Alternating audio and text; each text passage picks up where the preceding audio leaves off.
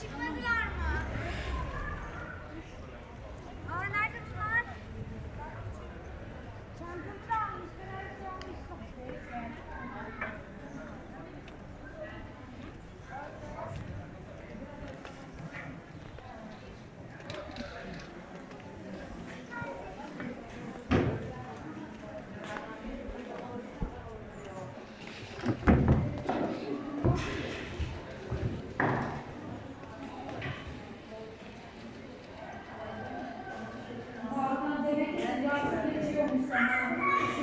Şimdi yok.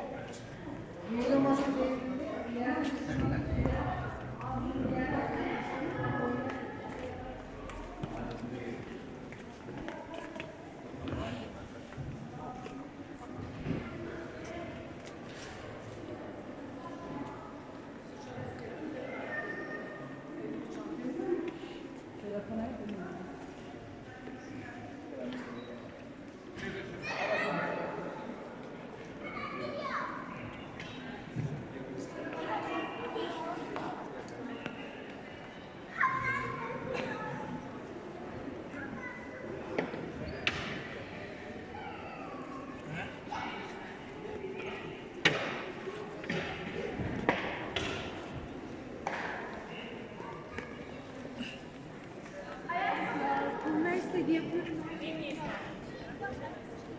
Öyle değil, oradan değil canım. Yalnız Merve, Geçme. Bak şu. Bak geçiyorum. Hadi ben yatıyorum. Hadi yatıyorum.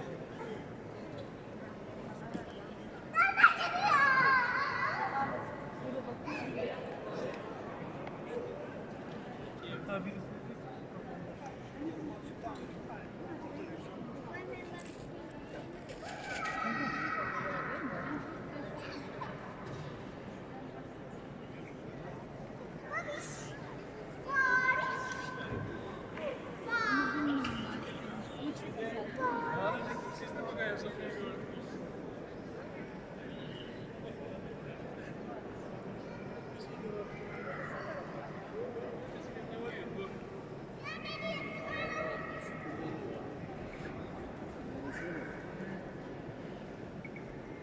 Abi mi ne?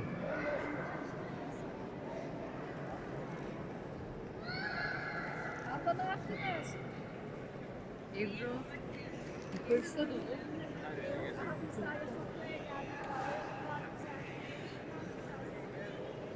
Değişik bir şey yapmasın ya.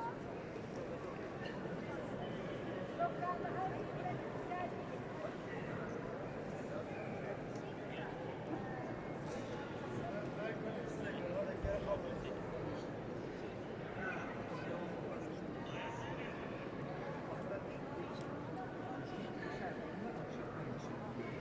Şanlı bir yapı değil.